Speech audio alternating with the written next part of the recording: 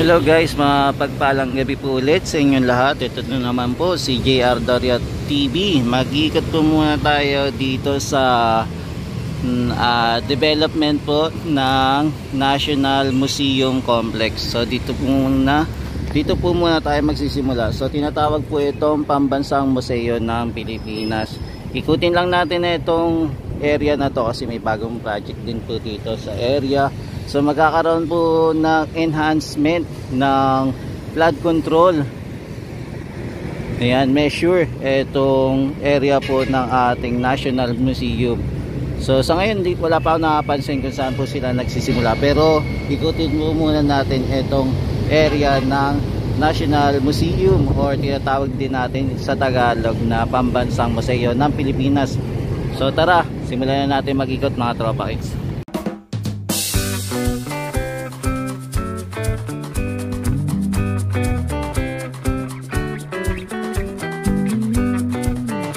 Yan, so ito po yung project na completion of development of National Museum Complex in Manila, enhance flood control measures. So area po ng Rizal Park. So ang gagawa pa rin po nito ay 401 Development and Construction Corporation.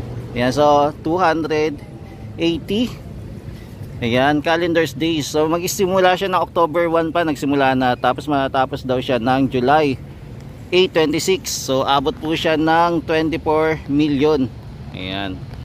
Ngayon po ang ating National Museum ay sarado po muna ngayong November 10, 2025.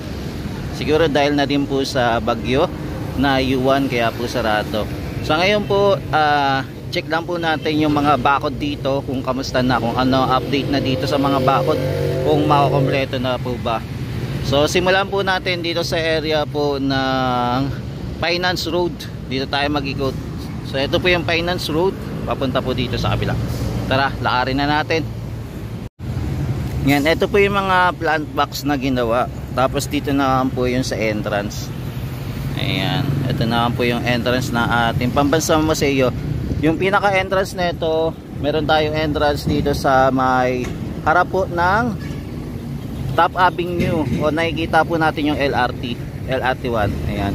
So ngayon po yung LRT1 ay libre ngayong November 10, tama po.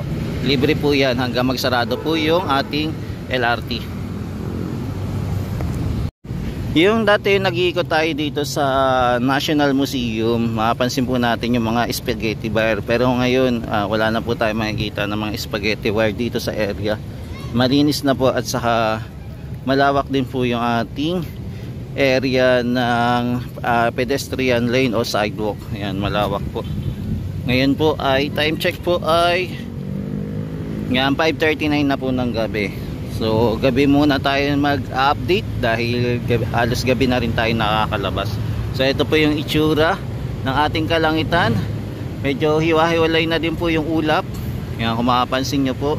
Pero may paunti-unting pag-ambon, o kaya minsan po lumalakas pa yung pag-ulan. Yan, dito din po sa may area po ng Finance Road, meron din po tayo makikita na entrance din dito na ginawa. Napaka-simple lang po yung ginawa na bakod ng ating Pambansang Museo ng Pilipinas. So gumawa lang po sila ng concrete plant box, tapos meron pong mga halaman. Ayan po. Pero ito po, ayan na. For the meantime, close po muna yung ating Pambansang Museo ng Pilipinas. Sarado po muna.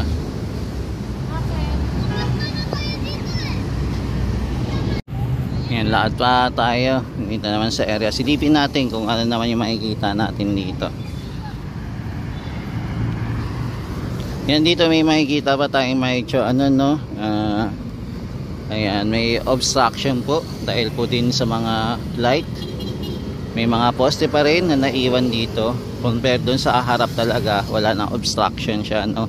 Pagka maglalakad ka dito sa pedestrian lane, medyo maliit lang kasi yung pedestrian lane na nasakop nila dito. Compare doon sa pinakaharap, malapit po sa area po ng Top Avenue corner Finance Road. Yan, dito din naman tayo sa area pa rin po ng Finance Road. Dito inaayos pa po yung plant box, hindi pa po nabubuo, kaya lang meron lang pong harang na poste dito. Yan, abangan natin kung tatanggalin yan o kung mananatili ito. Maging ito din po may tubo din na nagiging sagabal, kaya hindi din po matapos yung plant box dito na nakaharang, yung pinakabakod. Tapos magkakaroon din po pala dito ng entrance din, no? Yung pinakabakod din, gagawa din po sila. Ayan. Sa ngayon inaayos pa po dito at ayan, pinapaganda pa. Tapos meron din pong hukay doon. Ayan. So ito po yung improvement, pero dito hindi pa tapos. Yan, so hinahanap rin natin kung saan dito yung para sa flood control, no, na gagawin. Pero for the meantime, nakikita lang po muna natin more on paggawa po ng bakod o plant box yung ginagawa nila. Yan pa lang po yung napapansin natin. Nasaan kaya yung para sa flood control, kaya nagagawin nila. Yan, lipat tayo. Yan, yung dito naman po sa area hindi pa po naaayos, so same pa rin naman yung gate dito, so hindi pa po tapos. Kailan kaya ito matutugtungan, no? Kasi November na, malapit na matapos po yung project.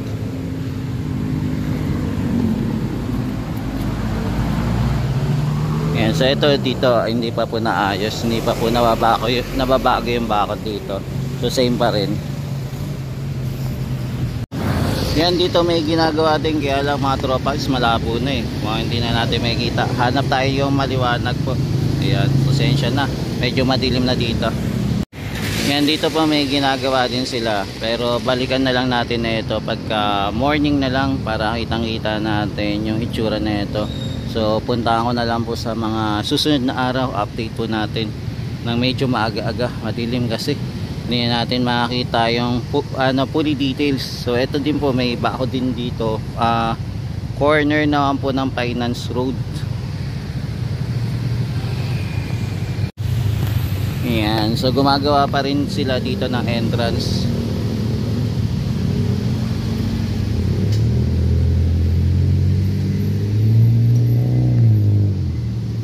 Yan, sa ito area, ayan, alamin natin kung anong street naman to area na to. Ayan, dito naman tayo papasok. Yan, binuksan na din pala yung pailaw nyo. Yan, binuksan na rin, kaya lang kumukuti-kutitap yung ating ilaw sa pambansang masaya ng Pilipinas. Kumukuti-kutitap.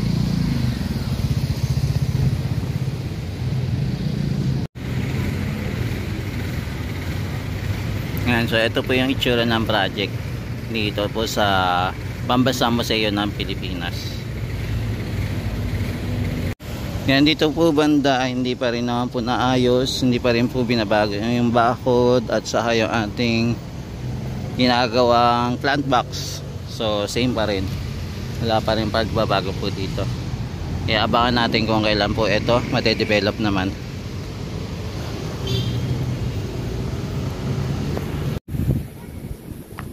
Yan, kung mapapansin natin guys, yung ating plant box dito hindi pa rin po kompleto, no, dito din sa area. Yan, di bali pagkatapos na ito pwede na po tayong tumawid naman sa kabila sa Luneta. Ito naman po yung duktong. Yan, ito naman po yung itsura niya pagkagabi.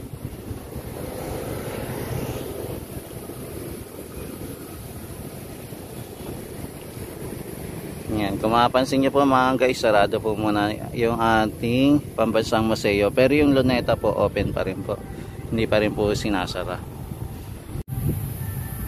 Yan, bali yung development dito ay ongoing pa rin, hindi pa rin po siya tapos.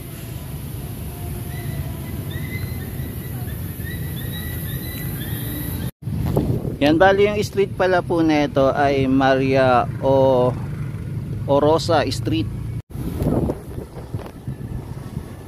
Yan, so ito po yung itsura ng Maria Orosa Street, tapos yung tawid po niya ay Luneta na. Dito po muna tayo, mag-update po muna. Silip-silip po muna tayo dito.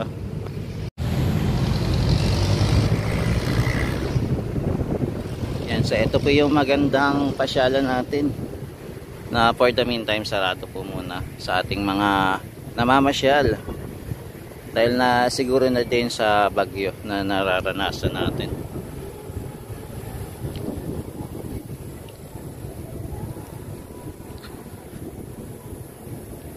Yan, ito po yung mga pailaw-ilaw.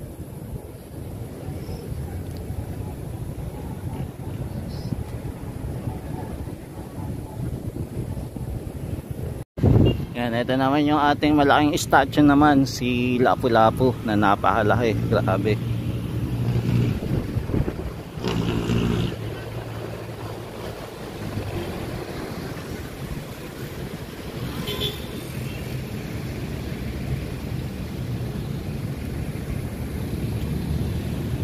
Yan, ganda na ng ating National Museum. So konting ano pa, konting kembot pa para tuluyan na matapos itong ating National Museum. Sana makompleto na po itong paggawa niya.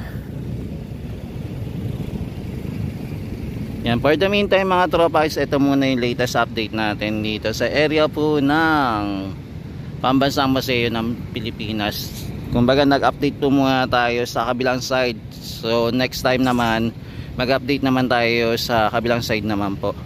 Papunta naman po sa Calao area naman. Doon naman tayo mag-update, silipin natin kung ano na po yung mga nagawa doon. Ano naman tayo, walk tour doon. I-update natin na medyo maaga-aga. Yan, maraming salamat po. Ito po ulit si JR Doria TV. Nag-update po muna dito sa Pambansang Museo ng Pilipinas. Maraming salamat po and God bless po.